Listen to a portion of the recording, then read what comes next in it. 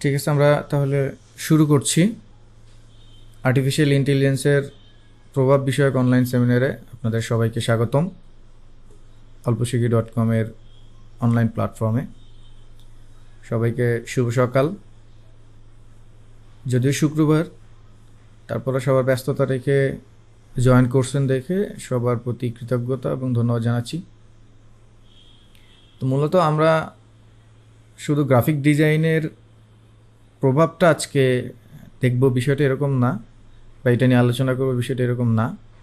আমরা যে আসলে সামগ্রিকভাবে রোবটের সাথে যে ফাইট করছি, এইটা আসলেই কি আমরা মানে ফাইট করে টিকে থাকতে পারবো, বা আদৌ আমাদের কি আসলে সেই বিষয়টা মাথায় রাখতে হবে কি না, এই যে বিষয়গুলো, এগুলো নিয়ে আমরা একটু সংক্ষিপ্ত ধারণা নেওয়ার চেষ্টা করবো। একদম সংক্ষিপ্ত সময়ের মধ্যে আর্টিফিশিয়াল ইন্টেলিজেন্সের পুরো বিষয়টা আপনারা আশা করি যে আজকের এই ছোট একটা সেমিনার অনলাইন সেটার মধ্যে দিয়ে জানবেন।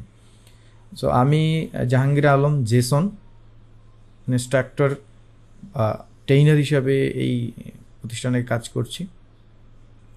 এর বাইরে আমি বাংলাদেশ কারিগরি শিক্ষা বোর্ড এবং জাতীয় দক্ষতা উন্নয়ন কর্তৃপক্ষের অ্যাসেসর, সার্টিফাইড অ্যাসেসর এবং গ্রাফিক ডিজাইনার, বাংলাদেশের বড় বড় স্বনামধন্য প্রতিষ্ঠান প্রজেক্টে ট্রেইনার, মেন্টর, ইনস্ট্রাক্টর হিসেবে কাজ করা হয়েছে। তো প্রথমে আমরা আমাদের যে সেমিনারটা আমরা কন্টেন্ট দিয়ে সাজিয়েছি, এই বিষয়গুলো এখানে আছে, যে বিষয়গুলো নিয়ে আমরা কথা বলবো, প্র্যাকটিক্যাল প্রসেস বা উদাহরণ, প্র্যাকটিক্যাল বিষয়গুলো আমরা দেখব। আমরা আর্টিফিশিয়াল সম্পর্কে জানবো, আর্টিফিশিয়াল ইন্টেলিজেন্স কি, এর মূল যে বৈশিষ্ট্যগুলো আছে সেগুলো সম্পর্কে জানবো, এটা কিভাবে কাজ করে, এটার উত্থান কি এবং আমাদের জীবনে এটার গুরুত্ব কি, এআই আর মানুষের মধ্যে যে প্রতিযোগিতা চলছে, এরপর গ্রাফিক ডিজাইন এর বর্তমান প্রভাব কি, এটা আসলেই কি খুব বেশি ইমপ্যাক্ট ফেলতেছে কি না, এরপর প্র্যাকটিক্যাল কিছু দেখব, তারপরে মূলত আমাদের সেমিনারটা শেষ হবে। সো একটু তথ্যবহুল এবং একটু মানে থিওরিটিক্যালের ক্লাসের মতোই। সো আপনারা যদি মনোযোগ দেন, আমি ছোট ছোট পয়েন্টে আপনাদের সাথে আলোচনা করব। যদি কারো কোনো কোশ্চেন থাকে, কোশ্চেন সেশনে আমরা কোশ্চেনগুলো নিতে পারি। দেখেন, আমরা এক কথা একটু আর্টিফিশিয়াল ইন্টেলিজেন্স কি, এই বিষয়টা সম্পর্কে যদি একটু ধারণা নিই। হোয়াট ইজ আর্টিফিশিয়াল ইন্টেলিজেন্স বা আর্টিফিশিয়াল ইন্টেলিজেন্স কি? আর্টিফিশিয়াল ইন্টেলিজেন্স বা এআই, আমরা সংক্ষেপে যেটাকে এআই বলি, এটা এমন একটি প্রযুক্তি যা কম্পিউটার এবং মেশিনগুলোকে মানবসুলভ বুদ্ধিমত্তা, যেমন চিন্তা করা, শেখা, সমস্যা সমাধান, সিদ্ধান্ত গ্রহণ প্রদানে সক্ষম করে। মানে আর্টিফিশিয়াল ইন্টেলিজেন্স এমন একটি প্রযুক্তি যা কম্পিউটার এবং মেশিনগুলোকে মানবসুলভ বুদ্ধিমত্তা প্রদানে সক্ষম করে। মানবসুলভ বুদ্ধিমত্তা তাহলে কি? যেমন চিন্তা করা, মানুষের মতো শিখবে, মানুষের মতো সমস্যা সমাধান করবে এবং মানুষের মতো একটা ডিসিশনও দিবে। মূলত এআই মানুষের মস্তিষ্কের কাজের অনুকরণে ডিজাইন করা হয়েছে, যাতে মেশিনগুলো চিন্তা ও শেখার মতো কাজ করতে পারে। এই জন্য কৃত্রিম বলা হচ্ছে। ইন্টেলিজেন্স মেশিনেরও থাকবে, আপনারও থাকবে, কিন্তু ও কি হচ্ছে, কৃত্রিম ইন্টেলিজেন্স পাচ্ছে। কাকে অনুকরণ করে? মানুষকে অনুসরণ করে বা অনুকরণ করে। এখন তাহলে মানুষের মধ্যে যা আছে সেই নেচারই ও পাবে। এখন তাহলে এইখানে ছোট একটা জিনিস আপনারা মনে করতে পারেন, আমরা ছোটবেলায় অনেক রোবটের কথা শুনছি, তারপরে আমরা বড় হয়ে রোবটের বিভিন্ন মুভি দেখেছি। সেখানে যদি খেয়াল করে দেখবেন, অনেক রোবট যারা তৈরি করেন তারা অনেক রোবটগুলোকে ভালো কাজে লাগান, আবার অনেক রোবটগুলোকে খারাপ কাজে লাগান। এখন রোবট তো সেটা নিজে থেকে করে না, সেটা কি করে? অনুকরণ করে। তো এই অনুকরণটা কিভাবে করে? এই যে মেশিনগুলোকে তার মতো করে চিন্তা করানো শেখায়, তার মতো করে সিদ্ধান্ত নেওয়া শেখায়, তার মতো সমস্যা সমাধান করা শেখায়। ঠিক আছে? সো এই বিষয়টা আসলে আর্টিফিশিয়াল ইন্টেলিজেন্স, মানে একটা প্রযুক্তি যেখানে একটা কোডিং বা এই যে মেশিন লার্নিং, সেই লার্নিং কোডিংয়ের মাধ্যমে তাকে আসলে মানুষের মতো অনুকরণকে করানো শেখানো হচ্ছে। এটা আসলে আর্টিফিশিয়াল ইন্টেলিজেন্স। এখন এআইয়ের কিছু মূল বৈশিষ্ট্য উদাহরণ হচ্ছে, এআইয়ের কিছু মূল বৈশিষ্ট্য হলো শেখার ক্ষমতা, যেমন এই যে বললাম লার্নিং, এইটা এর মূল বৈশিষ্ট্য, লার্নিং। তারপর সমস্যার সমাধান, এ প্রবলেম সলভিং করতে পারে। স্বায়ত্তশাসিত সিদ্ধান্ত গ্রহণ, অটোনোমিয়াস ডিসিশন মেকিং, যেটা আসলে আমরা নিজের অনেক সময় পারি না। প্রাকৃতিক ভাষা প্রক্রিয়াকরণ মানে ন্যাচারাল ল্যাঙ্গুয়েজ প্রসেসিং, যেটা কম্পিউটার ভিশন, এই যে বিষয়গুলো, এগুলো হচ্ছে আর্টিফিশিয়াল ইন্টেলিজেন্সের মূল বৈশিষ্ট্য, যেগুলো আমাদের মানুষের থেকে ওকে আলাদা করছে।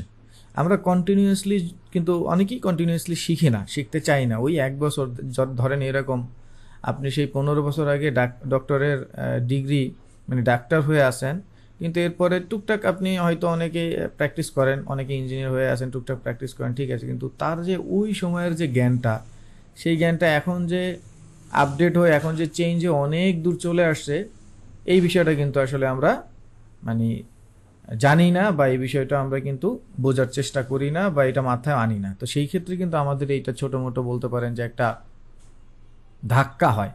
তো এই ধাক্কাটা কিন্তু আমাদের এআই আপনার এই ধাক্কাটা কিন্তু কন্টিনিউয়াসলি সামলাচ্ছে, ও কিন্তু লার্নিংয়ে আছে। তারপর এআইয়ের কিছু উদাহরণ দেখেন, যেমন গুগল সার্চ, যেটা সঠিক তথ্য প্রদানে এআইয়ের ব্যবহার হচ্ছে এখন। আপনারা জানেন, গুগলে ঢুকলে আগে যেভাবে আপনারা গুগলে সার্চ দিতেন, ঠিক এখনও সেভাবেই দিচ্ছেন, কিন্তু একটু খেয়াল করলে দেখবেন গুগলের একটা এআই ফিচার কিন্তু অ্যাড আছে একদম উপরের দিকে। এরপরে দেখবেন স্মার্ট হোম ডিভাইস, যেমন আমরা অনেকেরই ডিভাইস অলরেডি ঘরে আছে, যেমন অ্যামাজন অ্যালেক্সা। আমরা হ্যালো অ্যালেক্সা, আমরা তার কাছ থেকে হেল্প নেওয়ার চেষ্টা করি, তাই না? বিভিন্ন আমাদের ঘরের বা অফিসের বিভিন্ন কাজে হেল্প করে। তারপর স্বয়ংক্রিয় গাড়ি, যা ড্রাইভার ছাড়াই চলতে পারে। আপনি অ্যালন মাস্কের যে সাইবার কারটা আছে সেটা সম্পর্কে জানেন। তারপর চ্যাটবটস, যেগুলো গ্রাহক সেবা বা তথ্য সরবরাহে ব্যবহৃত হয়। আপনারা ভালো ভালো ফেসবুক পেজগুলোতে দেখবেন এই চ্যাটবটসটা ইন্টিগ্রেশন করা থাকে।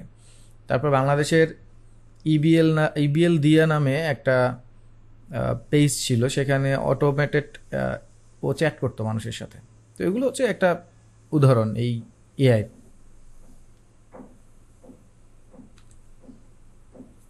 এখন দেখেন আর্টিফিশিয়াল ইন্টেলিজেন্স কিভাবে কাজ করে। বেসিক কিছু কনসেপ্ট, খুব ব্রডলি তো আসলে আর্টিফিশিয়াল ইন্টেলিজেন্স কিভাবে কাজ করে সেটা তো আর বোঝানো সম্ভব না। খুব সংক্ষেপে যদি বলি, আর্টিফিশিয়াল ইন্টেলিজেন্সের কাজ করার পদ্ধতি মূলত বিভিন্ন প্রক্রিয়া প্রযুক্তির মাধ্যমে হয়। মানে বিভিন্ন প্রযুক্তি আছে, পদ্ধতি আছে, যার মধ্যে machine learning, deep learning, neural network এবং অ্যালগোরিদম গুরুত্বপূর্ণ ভূমিকা রাখে। মানে এটাকে কাজ করানোর জন্য অনেক প্রসেস আছে। আপনি যদি এই মুহূর্তে আমার সাথে আর্টিফিশিয়াল ইন্টেলিজেন্স একদমই নতুন হন, তাহলে দেখবেন আপনার কাছে যা আছে তা সবই একই জিনিস। কিন্তু যারা অলরেডি জানেন আর্টিফিশিয়াল ইন্টেলিজেন্স সম্পর্কে, তাদের কাছে দেখবেন ঠিক সপ্তাহ 2 আগে ডিপসিক নামে একটা প্ল্যাটফর্ম বা মডেল তোলপাড় লাগিয়ে ফেলছে। আমরা বলতেছি যে রোবট বা এআই মানুষের জব খেয়ে ফেলবে, কিন্তু এআই জব খেয়ে ফেলতেছে। কম্পিটিশন হচ্ছে এরকম। সো এই যে বিভিন্ন লার্নিংয়ের যে মেথডগুলো, বিভিন্ন যে প্রযুক্তি প্রক্রিয়া, এগুলো আসলে বিভিন্ন রকমভাবে কাজ করে। তবে mainly machine learning, deep learning, neural network, এই অ্যালগোরিদমের মধ্যে দিয়ে আসলে কাজ করে। তো আমরা যারা ডিজাইনার আছি, তারা আসলে এই ডিপ লার্নিং প্রসেসে আমরা পড়ি, বা আমাদের ডিপ লার্নিং প্রসেসটাই বেশি কাজ হয়। তো বেসিক্যালি এখানে একটা ছবির মাধ্যমে বোঝানো হয়েছে, যেমন আপনি একটা ইনপুট দিবেন।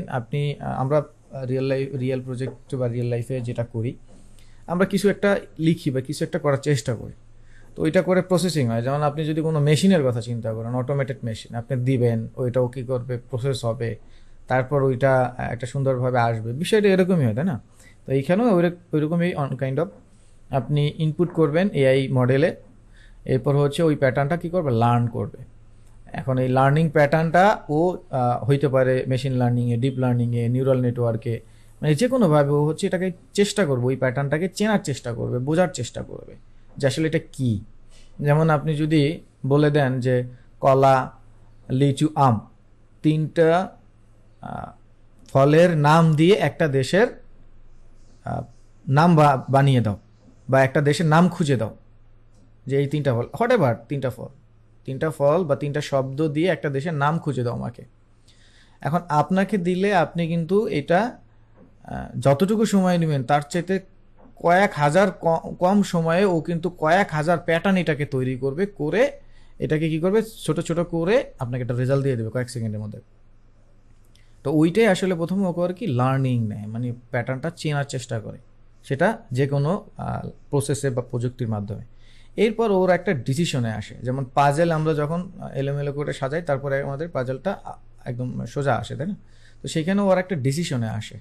সো এই ডিসিশনটা হচ্ছে নিউরাল নেটওয়ার্কের মাধ্যমে, আমাদের যে নিউরো সায়েন্স থাকে বা আমাদের স্নায়ু থাকে সেইটার মাধ্যমেও একটা প্রেডিকশনে আসে। এরপর হচ্ছে ওর এক্সপার্ট সিস্টেমটা আসলে মানে প্রসেসিংটা বা ফাইনালটায় ও আসলে পারফর্ম করে। এই হচ্ছে আপনার পুরো বিষয়টা। তো সংক্ষিপ্ত একটা একদম ডায়াগ্রামের মাধ্যমে বোঝানোর চেষ্টা করছি, কিন্তু বিষয়টা আসলে এরকমই, এটার চাইতে আরও ডিপলি তো অনেক আলোচনা আসলে হয়। তো প্রসেসটা এরকমই, একটা ইনপুট হয় মডেলে, তারপর হচ্ছে ও প্যাটার্নটা লার্ন করার চেষ্টা করে বা চেনার চেষ্টা করে মেশিন লার্নিং বা অন্য কোনো প্রযুক্তির মাধ্যমে। এরপরে হচ্ছে মেক প্রেডিকশন নেয় মানে নিউরাল নেটওয়ার্কের মাধ্যমে। এরপর পারফর্ম টাস্ক মানে এক্সপার্ট যে সিস্টেম আছে সেখান থেকে আসলে আসে। এটা যে কোনো সিস্টেমে, যে কোনো এআই সিস্টেম বা মডেলের জন্য এটা প্রযোজ্য, এই প্রসেসে কাজ করে। এখন এই যে এআই, আর্টিফিশিয়াল ইন্টেলিজেন্স বা আমরা যে এত কিছু বলছি, এটার আসলে উত্থান কোথা থেকে আসলো, উত্থান কোথা থেকে হলো, আবার আমাদের জীবনে এর গুরুত্বটা আসলে কতটুকু। দেখেন, আর্টিফিশিয়াল ইন্টেলিজেন্স আমরা এই সময় এসে শুনছি, কিন্তু এটার ইতিহাস বেশ পুরানো। তবে সাম্প্রতিক এই যে সময়গুলোতে এটা নিয়ে বেশ আলোচনা হওয়ার কারণে আমরা এটা নিয়ে খুব হুমড়ি খাচ্ছি। এটা কিন্তু বেশ পুরাতন। দেখেন, আপনারা যদি এখানে দেখতে পান, প্রথম যুগ এই আর্টিফিশিয়াল ইন্টেলিজেন্সের প্রথম যুগটা ছিল 1950 সাল থেকে 1970 সাল। তার মানে বুঝেন, আমরা যদি চিন্তা করি 75 বছর পুরাতন একটা উদ্বোধনী বিষয়, যেটা আসলে 75 বছর আগে আমরা শুনছিলাম। মূলত এটা 1945 সাল থেকে আসলে আসে, কিন্তু 1950 সালে অ্যালান টুরিং নামে এক ভদ্রলোক এইটা অ্যালান টুরিং একটা ইন্টিমেট গেম টেস্টিং নামে আনে। কিন্তু ওই 1945 সালের এক ধরনের রিসার্চ থেকে এই বিষয়টা আসে। তো এআই শীতল যুগ নামে একটা যুগ আছে, যেমন 1970 থেকে 1990 এই সালটায় আসলে বিভিন্ন ধরনের যুদ্ধ, বিভিন্ন ধরনের বিষয়গুলো, বিভিন্ন ধরনের টেকনোলজির আপস অ্যান্ড ডাউনের মধ্যে আসলে আমরা জানি যে আমাদের থার্ড রেভলিউশনটা কী ছিল, সেকেন্ড রেভলিউশনটা কী ছিল। তো এই যে আমাদের যে 4IR এখন আসছে, ইন্ডাস্ট্রিয়াল রেভলিউশন, তো এই রেভলিউশনের আগে এটা আসলে একটু শীতল হয়ে পড়ে, তখন একটু ধীরগতি আসে এই যে যুগটায়। তখন আসলে রিসার্চটা থেমে যাওয়ার কারণে এটাকে শীতল যুগ বলা হয়। তবে ওইখানেও গুরুত্বপূর্ণ কিছু বিষয় আসে, যেমন এই যে এক্সপার্ট সিস্টেমটা, এটা নিয়ে ওইখানে কাজ হয়। এরপরে মূলত এআইয়ের যুগটা শুরু হয়, বা এআইয়ের আধুনিক যুগটা শুরু হয় 2000 সাল থেকে বর্তমান সালে। এই যুগটায় ব্যাপক পরিমাণে হচ্ছে উন্নতি হয়, মেশিন লার্নিং, ডিপ লার্নিং ইত্যাদি সহ আরও অনেক জটিল প্রসেসগুলো এসে জটিল সমস্যার সমাধান করতে সক্ষম হয় এই যুগটায়। আর এই বর্তমান থেকে ভবিষ্যৎ যে যুগটা বা তার পরবর্তী যে যুগটা আসতেছে, মানে এখন থেকে তার পরবর্তী যে যুগটা, এই পরবর্তী যুগটা আপনারা দেখতেছেন যে রোবটের কি অবস্থা, তারপর স্বয়ংক্রিয় গাড়ি, স্বাস্থ্যসেবা, এই যে বিভিন্ন ধরনের অবস্থা। মানে এই রিসেন্টলি আমেরিকায় একটা নিউজ পেলাম, সেটা হচ্ছে আমেরিকার কোনো একটা কোম্পানি, ব্যাংকের কোম্পানিগুলোতে টোটালি আর্টিফিশিয়াল ইন্টেলিজেন্স নির্ভর হয়ে যাচ্ছে। তারা সম্পূর্ণ আর্টিফিশিয়াল ইন্টেলিজেন্সকে নিয়ন্ত্রণ দিয়ে দিচ্ছে এবং মানুষের কাছ থেকে নিয়ন্ত্রণ নিয়ে নিচ্ছে। তাদের কর্মী নিয়োগ ওই আর্টিফিশিয়াল ইন্টেলিজেন্সের এজেন্সিগুলো দিয়ে হচ্ছে।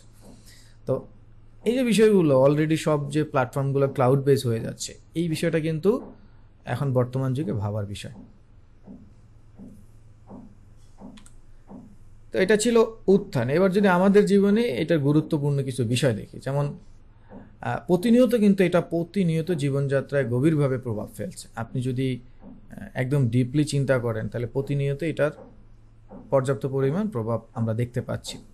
যেমন স্বাস্থ্যসেবায় দেখেন, স্বাস্থ্যসেবায় আমরা diagnostic tools, robotic surgery, patient monitoring সিস্টেমে কিন্তু প্রচুর ব্যবহার দেখছি এটা, এবং সঠিকভাবে কিন্তু কাজ করছে, যেটা মানুষের দ্বারা অনেক সময় ফলো আপ করা সম্ভব না। যেমন গাড়ি ট্রান্সপোর্ট, স্বয়ংক্রিয়ভাবে গাড়ি চলছে, ড্রোনের প্রযুক্তি দেখেন। আগে আপনারা যদি মুভির কথা চিন্তা করতেন বা অন্য যে কোনো দূরের ফুটেজের কথা চিন্তা করতেন, হেলিকপ্টার কত রিস্ক নিয়ে বা কত সিরিয়াস হয়ে করা হইতো, বা সাথে সাথে এটা সম্ভব ছিল না, বা অনেক ইনফরমেশন একদম কন্টিনিউয়াসলি ফ্লো করা বা কন্টিনিউয়াসলি চালানো সম্ভব হচ্ছে না। কিন্তু এখন দেখেন ট্রান্সপোর্ট আর এই গাড়ির প্রযুক্তি বা এই খাতটায় কত উন্নয়ন হচ্ছে এই ড্রোনের ক্ষেত্রে। বাণিজ্যিক খাত, বিজনেস, চ্যাটবট আর ক্রিপ্টোকারেন্সি তো আপনারা জানেন পুরো ওয়ার্ল্ড কাঁপাচ্ছে এখন। মানে আপনি একটা মানুষের সাথে চ্যাট করার জন্য একটা মানুষ দিলে সে কিন্তু 10টা মানুষের সাথে চ্যাট করা মানে মানে কষ্ট হয়ে যেত, মানে করাটা পসিবল হচ্ছে না। মানুষ বলতো যে আমি একা মানুষ 10জন মানুষের সাথে কাজ করা পসিবল, 10টা কাজ একবারে করবো কেমনে। কিন্তু দেখেন বটস কি করতেছে, ও কিন্তু হচ্ছে ইউজার ইন্ড চিন্তা করতেছে, ওয়ান টু ওয়ান ওর সাথে কিন্তু ওয়ান টু ওয়ান হচ্ছে, কিন্তু অ্যাট দ্য সেম টাইম 10জন 10টা ইন্ড থেকে চ্যাট করলো, ও কিন্তু ওয়ান টু ওয়ান করছে। এই যে একটা বিশাল বড় চেঞ্জ। গ্রাহক সেবা, কাস্টমার সার্ভিস, এখন কিন্তু অনেক জায়গায় কাস্টমার সার্ভিসে কিন্তু এই চ্যাটবটস, ভার্চুয়াল অ্যাসিস্ট্যান্ট এরকম হয়, যেমন এই যে অ্যালেক্সার কথা বললাম। তারপরে এডুকেশন লার্নিংয়ে দেখেন, এডুকেশন লার্নিংয়ে তো মানে প্রচুর ব্যবহার হচ্ছে। যেমন আমাদের যে স্টুডেন্টের পূর্ব অভিজ্ঞতা, যেটাকে আমরা ডেটা অ্যানালাইসিস বলছি এখন, এই যে বিষয়গুলো ছাত্রদের সাথে পুরো তাদের যে পুরো মনিটরিং বিষয়গুলো, এগুলো কিন্তু খুব গুরুত্বপূর্ণ ভূমিকা পালন করছে।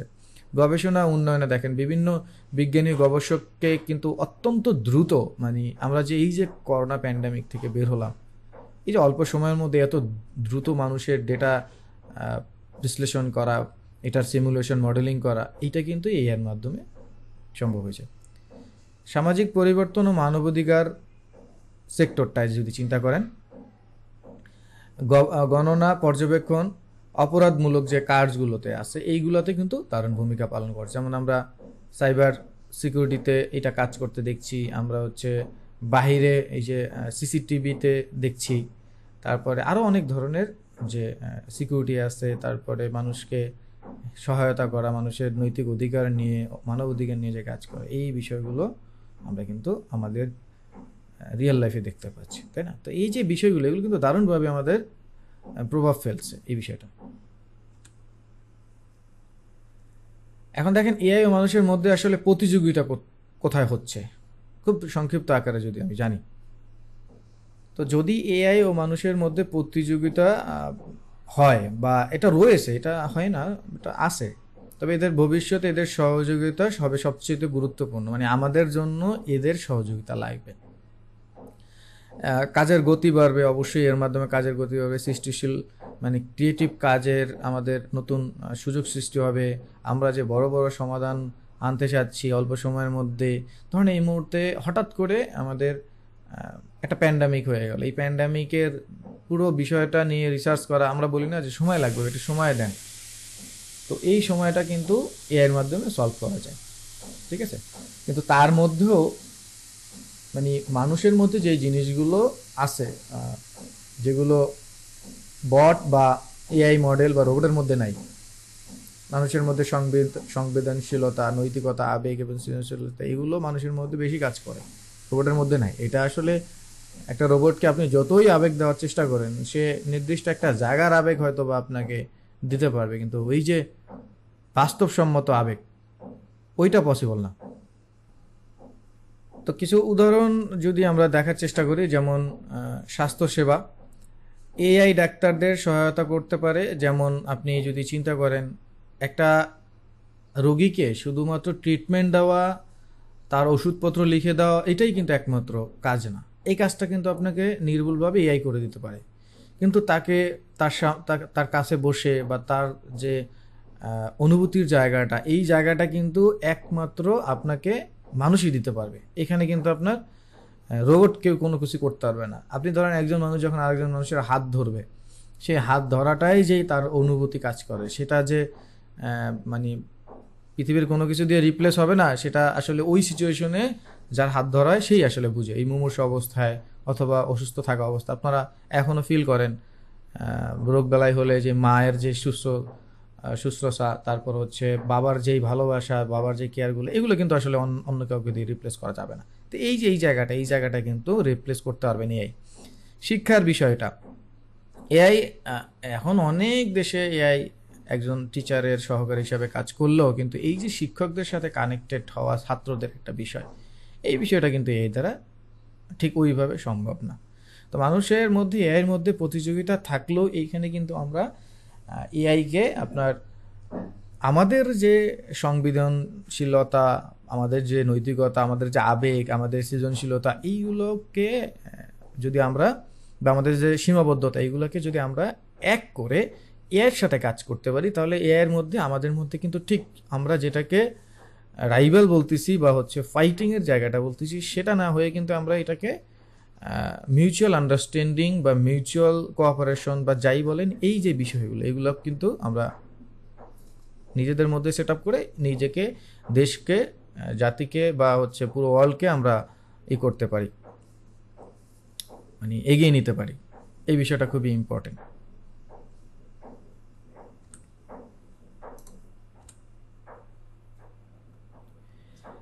এআইয়ের সাথে ডিজাইন ডেভেলপমেন্ট, গ্রাফিক ডিজাইনে এআইয়ের বর্তমান প্রভাবটা আসলে কি?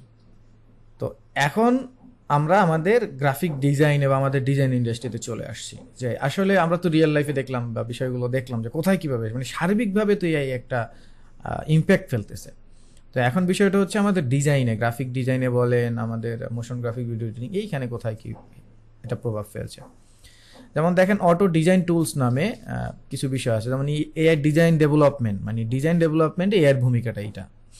অটো ডিজাইন টুল, আমরা অনেক সময় আমরা হঠাৎ করে এসে বা কোনো একটা জায়গায় ভ্রমণে আসি, বা কোনো একটা জায়গায় ধরেন ট্রাভেলে আসি, বা কোনো একটা জায়গায় ঘুরতেছি, যে কোনো কিছুই ধরেন, তো সেইখানে ধরেন আপনার ইনস্ট্যান্ট একটা ডিজাইন বা কোনো কিছু একটা প্রয়োজন হচ্ছে। তো সেই ক্ষেত্রে কিন্তু আপনি আপনার যে পিসিতে টুলসটা আছে ইনস্টল করা, সেই পিসি নিয়ে আপনি মানে মুভ করতে পারতেছেন না, তো সেই পিসিটা আপনার কাছে নাই, তাহলে আপনি কি করবেন? আপনি চাইলে এই অটো ডিজাইন টুলসের হেল্প নিতে পারেন খুবই দ্রুত।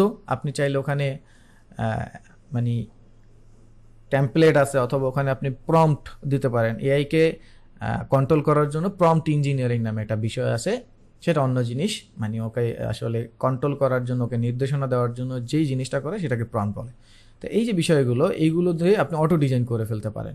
যেমন ক্যানভা, অ্যাডোবি সেন্সাই, এই যে টুলসগুলো আছে, এই টুলসগুলো আপনারা জানেন, তো এইগুলো কিন্তু আপনার সময় বাঁচিয়ে দেবে, অটো ডিজাইন করে দেবে।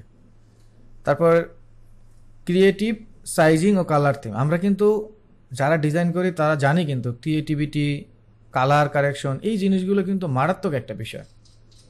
এই মারাত্মক জিনিসটা এই এর মাধ্যমে আপনি সলভ করে দিতে পারেন। তারপর টেক্সট টু ইমেজ, আমরা এই যে প্রম্পটের কথা বললাম, সেই প্রম্পটের ক্ষেত্রে কিন্তু আপনার ভালো সুন্দর করে প্রম্পট লিখলে কিন্তু দারুণ দারুণ ইমেজ বা দারুণ দারুণ সিনারি তৈরি হয়ে যায়, যেটা আগে আমরা অনেক দিন বসে করতাম।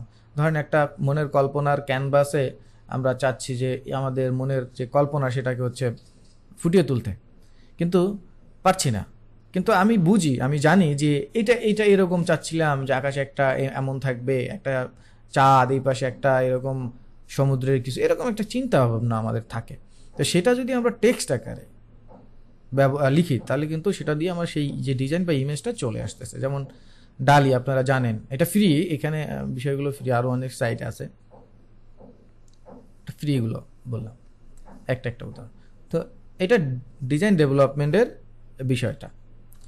এরপর যদি আমরা দেখি যে ডিজাইন অটোমেশন, মানে এই যে ডিজাইন অটোমেশনের কথা বলি, যেমন আমরা আমাদের লোগোর কথা বলি। লোগো তো আসলে আমাদের আসলে একটা এমন না যে একটা আইকন আনলাম, একটা নাম দিয়ে দিলাম, হয় সেটাও লোগো হয়, কিন্তু লোগোর মধ্যে তো কিছু বিষয় আছে, সেই বিষয়গুলো মাথায় রাখতে হলে আপনাকে তো প্যাটার্ন তাকে বুঝাইতে হবে যে এই প্যাটার্ন। তো এই যে হচ্ছে অটোমেশন, আপনি দিচ্ছেন প্যাটার্নটা দিয়ে করে দিচ্ছে। তারপর এডিটিংয়ে অটোমেশন আসছে। আমরা আগে পুরাতন ছবিগুলোকে, মানে ইমেজ রেস্টোরেশনের কাজগুলো সেই পরিমাণে প্যারা সময় নিয়ে এগুলো করতাম ফটোশপের ফিচারগুলো ব্যবহার করে করে। তো এখন কিন্তু যেমন ফটোশপের কথাই যদি চিন্তা করি, এখন কিন্তু কন্টেন্ট অ্যাওয়ার্ড বা এআই যে কন্টেন্ট অ্যাওয়ার্ডটা, সেটার মাধ্যমে কিন্তু এটা একদম মানে পুরো সলভ হয়ে গেছে। আপনি ধরেন চাচ্ছেন আপনার পিছনে কোন একটা সিনারি থাকবে, এখানে ঘাস, এখানে আকাশ পাতাল, এরকম জাস্ট সিলেক্ট করে ওখানে কমান্ড দিলেই চলে আসছে। এরপরে online platform, cloud based platform তো আছে। তারপর রিয়েল টাইম ডিজাইন ফিডব্যাক, আমরা অনেক সময় রিয়েল টাইম ফিডব্যাকের জন্য ডিজাইন কিন্তু আমরা মানে সাবমিট করতে পারি না বা ক্লায়েন্টকে ডেলিভারি দিতে পারি না। আপনারা যদি ফ্রিল্যান্সিংয়ের কথাই চিন্তা করেন, ওখানে দেখবেন আপনারা মাঝে মধ্যে ক্লায়েন্টকে কাজ জমা দেন, কিন্তু ক্লায়েন্ট মেসেজ দিলে সেই মেসেজের রিপ্লাই বা ফিডব্যাক আপনারা দিতে পারেন না। আপনি নর্মালি চিন্তা করেন, আপনাকে যদি 10 বার এই মুহূর্তে ফিডব্যাকের কথা বলে, আপনি তখন ঘুমিয়েই গেছেন। কিন্তু এই যে প্রযুক্তির যে ব্যবহার বা এই যে আপনার এআই, এখানে কিন্তু আপনাকে রিয়েল টাইম ফিডব্যাক জাস্ট একটা দুইটা লাইনের মধ্যেই দিয়ে দিতে পারে। ঠিক আছে, যে কোনো সময় ধরেন আপনার এখন এটা ভালো লাগতেছে না, so give me more example, বা আরেকটা আপনি হচ্ছে প্রম্পটে আরেকটা ওয়ার্ড বা কিওয়ার্ড লিখে দিলেন। ঠিক আছে, এই যে রিয়েল টাইম ফিডব্যাক ডিজাইনের, এটা কিন্তু খুবই দারুণ একটা বিষয়। যেমন এই যে টেইলর ব্র্যান্ড বা লোকার মতো টুলস আছে। ঠিক আছে, তো এটা হচ্ছে আমাদের ডিজাইনের অটোমেশনের ছোট একটা বিষয়, রিয়েল টাইম ফিডব্যাক। এটা হচ্ছে আমাদের গ্রাফিক ডিজাইনের মোটামুটি ছোট কিছু পয়েন্ট আকারে আমি চেষ্টা করলাম দেখানোর। এটা হচ্ছে আমাদের ডিজাইনের বর্তমানে প্রভাব ফেলছে। সবশেষ যদি আপনাদেরকে ছোটোখাটো একটা সামারি টানি, এআই মানব জীবনে আসলে দারুণভাবে প্রভাব ফেললো। ভবিষ্যতে আমাদের কাজের ধরন বা আমাদের যে জীবনযাত্রা আছে সেখানে কিন্তু আমাদের ভয় পাওয়ার কিছু নেই, বরং এটাকে আমরা ফোবিয়া না মনে করে যদি আমরা এটাকে আশীর্বাদ মনে করি, সেটা বোধহয় আমাদের জন্য পজিটিভ চিন্তাভাবনা হবে। এআই আর মানুষের মধ্যে আসলে পজিটিভ প্রতিযোগিতা থাকলে এটা ভালো, পজিটিভ প্রতিযোগিতা থাকলে ভালো, কিন্তু এই পজিটিভটাকে নেগেটিভ নিলে এটা আসলে সব জায়গাতেই মানুষের মধ্যেই পজিটিভ নেগেটিভ থাকে। সো মানুষের মধ্যে নেগেটিভ সাইডটা যদি আসে, তাহলে দেখছেন যে এটা আসলে কীভাবে ব্লাস্ট করে। তো সেখানে পজিটিভ যদি থাকে, তাহলে এটার সহযোগিতায় আমরা বিশাল একটা ক্ষেত্র করতে পারি। ঠিক আছে, বিশাল একটা জায়গা তৈরি হবে।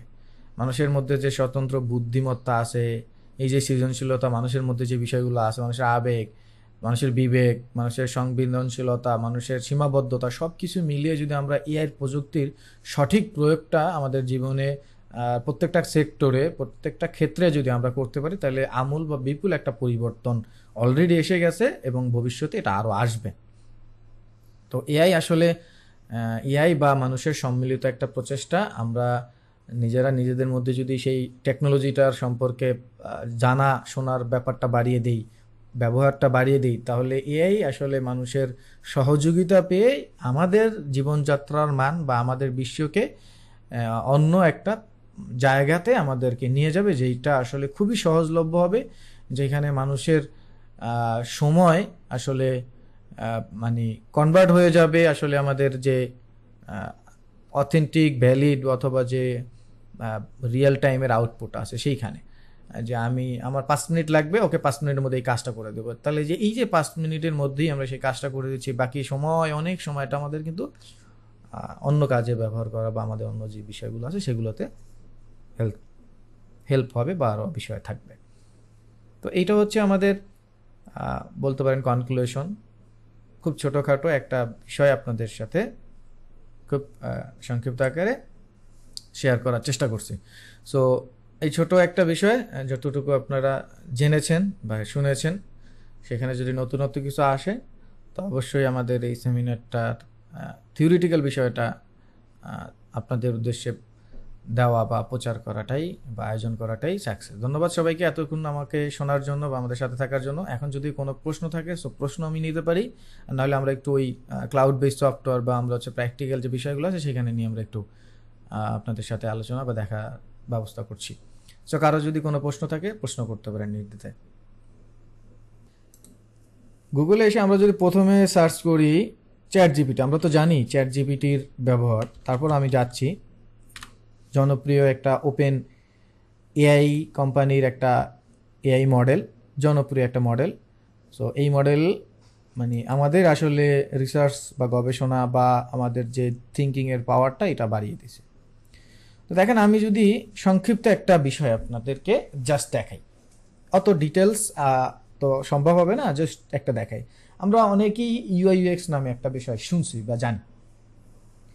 ধরুন আমি যদি এখানে লিখি যে আমি একটা, ধরেন এরকম, আমি একটা অ্যাপস বানাতে চাই যেখানে সকল ধরনের সেবা অনলাইন ভিত্তিক হবে। তাই এই বিষয়ের উপর পূর্ণাঙ্গ, যদি এভাবে লিখি,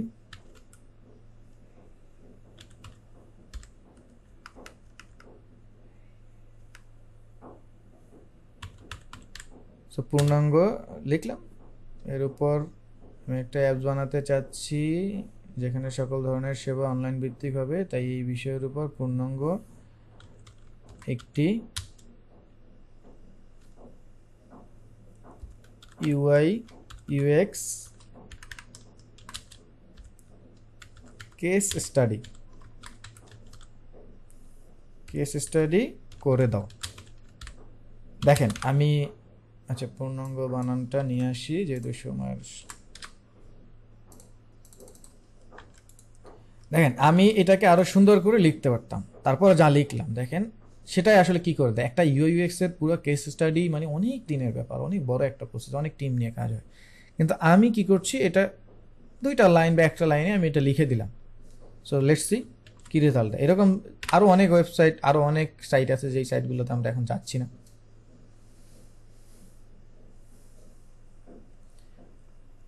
দেখেন এত অল্প সময়ের মধ্যে আপনিও এইভাবে চিন্তা করতে পারবেন না। দেখেন একদম ডিটেলস দিয়ে দিচ্ছে।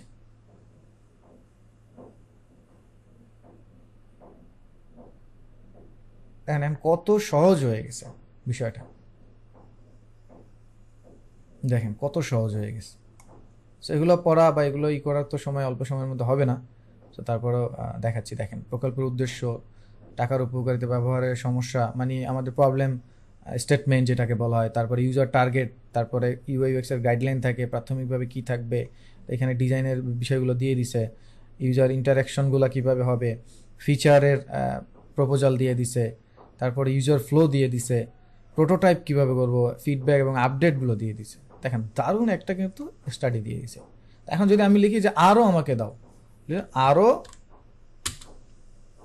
লিখে দাও, সে আরও লেখা শুরু করবে যে দেখেন বিশ্লেষণ করা, হ্যাঁ, তারপরে আরও কম্পিউটার অ্যানালাইসিস করা সহ এই বিষয়গুলো ও দিয়ে দিছে। ইউজার ইনপুট আসবে, এই যে বিষয়গুলো এগুলো দিয়ে দিছে। আমি যদি এখানে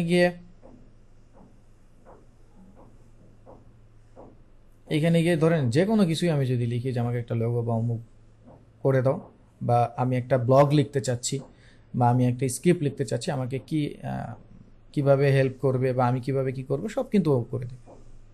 সো এটা রিসার্চের জন্য একটা জায়গা দেখাচ্ছি। সময় স্বল্পতার কারণে আমরা খুব ডিটেলস দেখতে পাচ্ছি না। আমি যদি এখানে আবার চলে যাই, যেমন আইডিওগ্রামে যদি আমি আসি, আইডিওগ্রামে যাচ্ছি।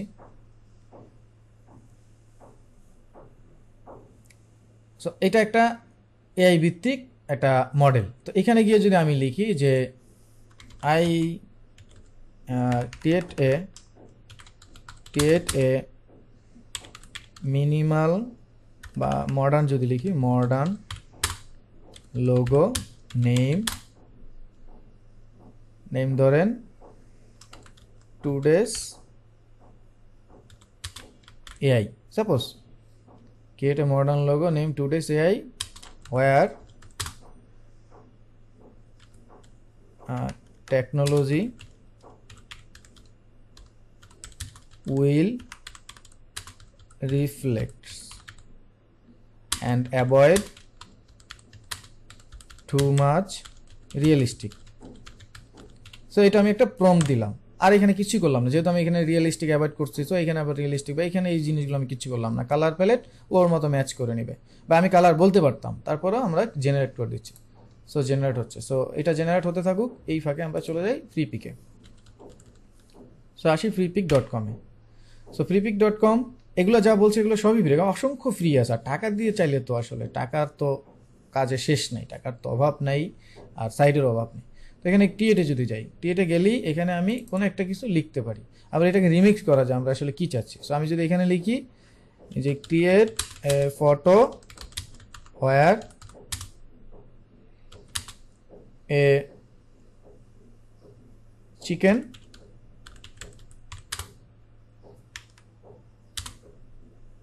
Fight with duck, create a photo where chicken fight with duck, এই সাপোজ কিছু একটা দিয়ে জেনারেট করলাম। সো লেটস সি সে কী দেয়। তো এবার আমরা চলে আসি আমাদের এখানে কি হলো দেখি, এই যে কমপ্লিট হয়ে গেছে। সো নাও সি দেখেন ও আমাকে একটা আইডিয়া দিয়ে দিচ্ছে। আমি কিন্তু ছোট্ট একটা এক লাইনের, তাও খুব জটিলভাবে আমি কিছু লিখি নাই, তার মধ্যে ও আমাকে একটা জেনারেট করে দিচ্ছে। দেখেন দেখেন একটা জেনারেট করে দিচ্ছে। তো এই যে বিষয়গুলো, এই বিষয়গুলো যদি আরও ডিটেলসে আরও জটিলভাবে যদি আমরা একটু পড়াশোনা করে আমরা যদি এটাকে আয়ত্ত করতে পারি, তাহলে কিন্তু এআই আমাদের কাছে কন্ট্রোল করা কিছুই না। সো দেখেন এই যে ছবি, এখান থেকে আমরা ডাক ফাইটস আমরা যদি এভাবে জেনারেট করা দেখে, এখানে আরও অনেক বিষয় আছে, তারপর আমরা সেই জায়গাতে যাচ্ছি না, আমরা জেনারেট করায় যাচ্ছি। আমার এখানে কিছু জেনারেট করা ইমেজ আছে, দেখেন এই যে জেনারেট করে এগুলো, ঠিক আছে, এইভাবে মানে জাস্ট প্রম্পট দিয়ে কীভাবে কী করবেন। সো নাও সি দেখেন চলে আসছে। এখন যদি ওইখানে ফাইটিংটা আরও বেশি ডিটেলসে লিখতাম তাহলে কিন্তু ডিফারেন্ট রেজাল্ট আসতো। দেখেন রিয়েলিস্টিক কিন্তু ফটো, টু মাচ রিয়েলিস্টিক, এবং ফাইটিংয়ের বিষয়টা এখানে হাইলাইট হয় নাই। তো এই ফাইটিংটা আসলে আমরা আরও ডিটেলসে মানে লিখতে হবে যে কী ধরনের ফাইট, বা আরও মানে এক্সট্রিম লেভেলের ফাইট, বা ওদের পোস্টারগুলো কী হবে, এই যে বিষয়গুলো যদি লিখতাম তাহলে দারুণভাবে এগুলো চলে আসতো। তো এই যে ছোট ছোট বিষয়গুলো, এই বিষয়গুলো যদি আমরা শিখতে পারি, এই বিষয়গুলো যদি আমরা জানতে পারি, বুঝতে পারি, সঠিক ব্যবহার করতে পারি, তাহলে এআই কিন্তু আমাদের জন্য আশীর্বাদ। ডিজাইনে কিন্তু এআই আমাদের কখনোই হতাশ করে না, বরঞ্চ এআই আমাদেরকে হেল্প করছে। কেস স্টাডি থেকে শুরু করে, আমাদের কনসেপ্ট বিল্ডিং থেকে শুরু করে, আমাদের ডিজাইনের manipulation, retouch, everything, every side, automation, সবগুলো সাইডে আমাদের এটা খুবই হেল্প করে। আপনারা এই যে আমার যে একটা পোস্টার দেখতে পাচ্ছেন, এখানে দেখেন আমি কিন্তু এই ভদ্রলোক, এই যে রোবটের এক্সাম্পল, তো আমি সেই রোবটের ছবিতে আছি। তো এই যে এই আমার ছবি থেকে এরকম ডিরেক্ট এইভাবে আনা, এই যে বিষয়গুলো, এই বিষয়গুলোও কিন্তু আপনাদের কাছে খুবই ইন্টারেস্টিং। সো ছোট একটা অনলাইন সেশন হলো, ছোট একটা সেমিনার অনলাইনে হলো, আমি আপনাদেরকে চেষ্টা করেছি খুব অল্প সময়ের মধ্যে ইফেক্টিভ, যেন শুক্রবার আপনারা সময় নষ্ট করে আসছেন, সেইখানে আপনাদের জন্য একটা ইফেক্টিভ লেসন হয়, সেই লেসনটা দেওয়ার চেষ্টা করেছি। তো আশা করি আপনারা এনজয় করেছেন। তো ধন্যবাদ আমাদের সাথে এই অনলাইন সেমিনারে, আর্টিফিশিয়াল ইন্টেলিজেন্সের প্রভাব বিষয়ক অনলাইন সেমিনারে আপনাদের সবাইকে জয়েন করার জন্য আরও একবার ধন্যবাদ এবং কৃতজ্ঞতা প্রকাশ করছি।